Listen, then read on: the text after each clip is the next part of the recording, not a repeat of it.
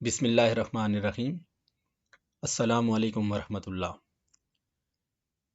Dear viewers, मैं हूं मोहम्मद आसिफ कुरैशी।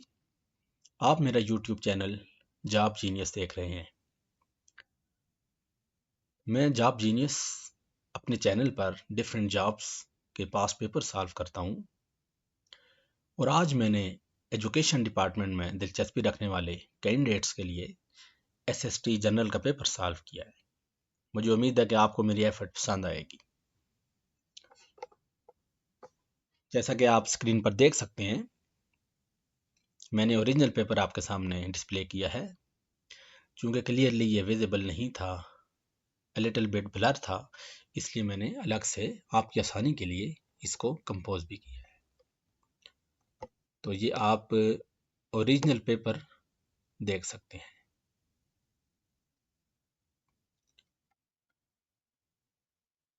ये उसका पेज नंबर 2 है और ये पेज नंबर 3 आप देख रहे हैं। ये पेज नंबर 4 और ये आप व्यूअर्स पेज नंबर 5 देख रहे हैं। और ये आपके सामने लास्ट पेज है जो कि ओरिजिनल पेपर आपके सामने है। अब स्टार्ट करते हैं हम पेपर का सलूशन। चूँकि ये 100 मार्क्स का पेपर होता है और टाइम ड्यूरेशन 90 मिनट्स का है। आप जैसा कि जानते हैं कि ये डिस्ट्रिक्ट लेवल की जॉब होती है और बीपीएस इसका जो बेसिक पे स्केल होता है वो स्केल 16 होता है। तो स्टार्ट करते हैं। बिस्मिल्लाहिर्रहमानिर्रहीम। Who set you on to do it? Choose the correct meaning of the underlined phrasal verb. तो जो फ्रेजल वर्ब अंडरलाइन की सेट यू ऑन, तो इसका करेक्ट मीनिंग तो वो इंस्टिगेटेड है। Question 2, Edgar in the play King Lear disguises himself as a mad beggar called। जो play है किंग लेयर में, उसमें एडगर अपने आप को इस प्ले में कैसे वो किस डिस्गाइस में मौजूद होता है? मैड बैगर होता है, लेकिन नाम क्या होता है? तो इसका नाम पुअर टॉम होता है जी। ऑप्शन बी करेक्ट है। Question 3, he has many mouths to feed। the given sentence is an example of। तो he has many mouths to feed, तो इसका कह रहा है कि कौन सी लिटरेरी जो डिवाइस है वो यूज हुई है। तो ये यूज हुई है जी, ऑप्शन सी आपके पास है, सैनिक डकी। सैनिक डकी ये यूज हुई है। यानी उसके पास यानी काफ़ी बंदों को वो खिलाता पिलाता है। काफ़ी जो हैं फैमिली मेम्बर हैं जो उस पर इंसार करते हैं, डिपेंडेंट हैं इस मामले में। तो बेनिफैक्टर है यानी वो, तो ये सैनिक डके ये होगा correct answer. Question 4, allusion refers to the following। तो allusion जो है वो किसको रेफर करता है? तो इसका जो करेक्ट आंसर है वो है a reference to a past person or thing। Option A correct answer है। allusion एक्चुअली एक रेफरेंस होता है कि पास्ट किसी पर्सन या चीज या शख्स को जो है या इससे मिलती जुलती कोई करेक्टर है उसको जो डिनोट कर रहा हो। Question 5, I was a bit apprehensive dash the thought of attending the festival। तो ये लगेगा apprehensive at the thought of। preposition use करना है तो at करेक्ट preposition है। Question number 6, such was not my intention। तो underlined word in the sentences, तो underlined such को किया गया है, तो सच ये प्रोनाउन है अकॉर्डिंग टू ग्रामर। और क्वेश्चन 7, अकॉर्डिंग टू ड्रीम्स, ये पोएम का नाम है। What will happen if our dreams die? तो life will be hopeless, option A ये करेक्ट आंसर है। Question 8, bring these biscuits with you dash you get hungry on the journey. तो ये होगा इन केस आ जाएगा, इधर लगेगा bring these biscuit with you in case you get hungry on the journey. Question 9, how many रुकूज are in the Quran? तो मुकद्दस कुरान में 558 रुकू मौजूद हैं, तो ये ऑप्शन डी करेक्ट आंसर है। क्वेश्चन 10 है हमारे पास, if A has two elements, set A की बात हो रही है, and set B has three elements, then the number of binary relation, then तो इन दोनों के कितने बाइनरी रिलेशन बनेंगे? दो सेट है आपके पास, तो ये 2 पावर 6 बन जाएंगे।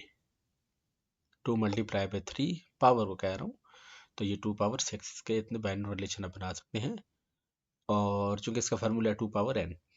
क्वेश्चन 11, वर्चुअस वेमेन और ओबीडियंट एंड, जो नेककार खातून होती हैं तो वो ताबेदार होती हैं, and in the absence of husband, अपने शोहरों की गैर मौजूदगी में, अदम मौजूदगी में, तो ये कस्टोडियन होती हैं।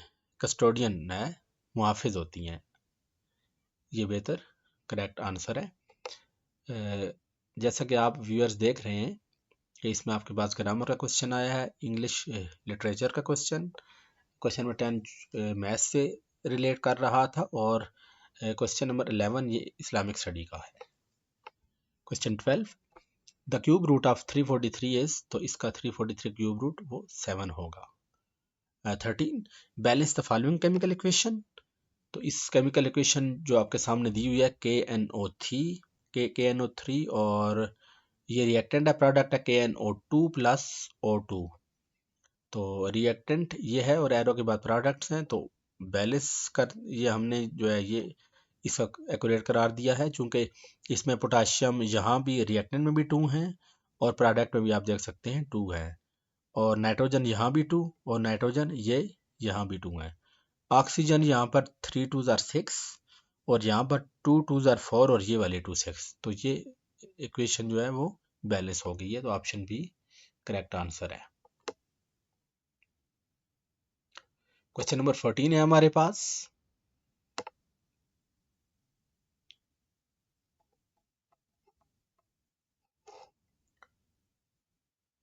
Sir Syed Ahmad Khan retired from the British service as, तो सर सैयद अहमद खान ये ब्रिटिश सर्विस से रिटायर हुए थे जज के तौर पर, एक जज थे। 15, what do you mean by stanza, choose the correct answer, तो this is actually a division of a poem, ये पोएम की डिवीजन होती है। 16, आई लव पिज्ज़ा, पिज़्ज़ा कहें या एक्चुअली पिज्ज़ा कहते हैं, most days I eat it for breakfast, lunch and dinner, फिर in the blank with a suitable conjunction, तो यहाँ पर आपने कंजंक्शन लगाना है जो कि एक्यूरेट हो, तो यहाँ होगा I love pizza further more, यहाँ पर फर्दर मोर आएगा जो कि ऑप्शन सी है, और ये करेक्ट आंसर है। 17, I heard my sister on the phone, I heard my sister talking on the phone, यहाँ टॉकिंग होगा। 18, my mother told me to do the report before Friday, me to do होगा ये। 19, the dog digs under the fence, तो ये होगा इसका correct जो है, ये कह रहा है कि the underline part of the sentence is, तो ये एडवर्ब फ्रेज है एक्चुअली, अगर देखा जाए तो अंडर जो है जो एडवर्ब है, तो बाकी तो द फेंस जो है वो फ्रेज है, तो ये एडवर्ब फ्रेज बनती है क्योंकि ये एडवर्ब से स्टार्ट होती है। हमारे पास क्वेश्चन नंबर 20 है, the light at the front door suddenly went out, the underline part of the sentences, तो अंडरलाइन पार्ट ये है जी at the front door, definitely ये प्रेपोजिशन से स्टार्ट हो रही है, तो ये प्रेपोजिशनल फ्रेज है। क्वेश्चन 21, पाक China border dispute was settled and, ये 1963 में सेटल हुआ था, पाक चाइना बॉर्डर डिस्प्यूट जो था, तो ये 1963 ये करेक्ट आंसर है। 22, an assessment that is carried out through the course is called, ऐसी असेसमेंट एजुकेशन में जो कि कैरी ऑन होती है, कंटिन्यू होती है, कंटिन्यूड होती है, तो वो फॉर्मेटिव असेसमेंट होती है। 23, according to Iqbal's philosophy it is necessary for a student, Iqbal की फिलासफी के मुताबिक क्या चीज़ लाजमी है एक स्टूडेंट के लिए, तो ये है option D, sorting advice from others regarding every issue. Question number 24, the revise pay scale is uniform, choose the word opposite and meaning to the underlined word, तो आपने इसमें ढूंढना है यूनिफॉर्म का अपोजिट वर्ड, तो डेफिनेटली डिफरेंट जो है ये अपोजिट वर्ड है यूनिफॉर्म का, यानी एंटोनिम आपने बताना था, ऑप्शन बी करेक्ट आंसर है। 25, the affluent lifestyle of most visiting Arabs is astonishing, affluent जो है ये इसका कह रहा है कि choose the word nearest in meaning to the underline word, तो इसका नियरेस्ट मीनिंग यानी इसका सिनोनिम बताना है, सेम मीनिंग, तो वो एफ्लुएंट, इसका करेक्ट आंसर है वेल्दी।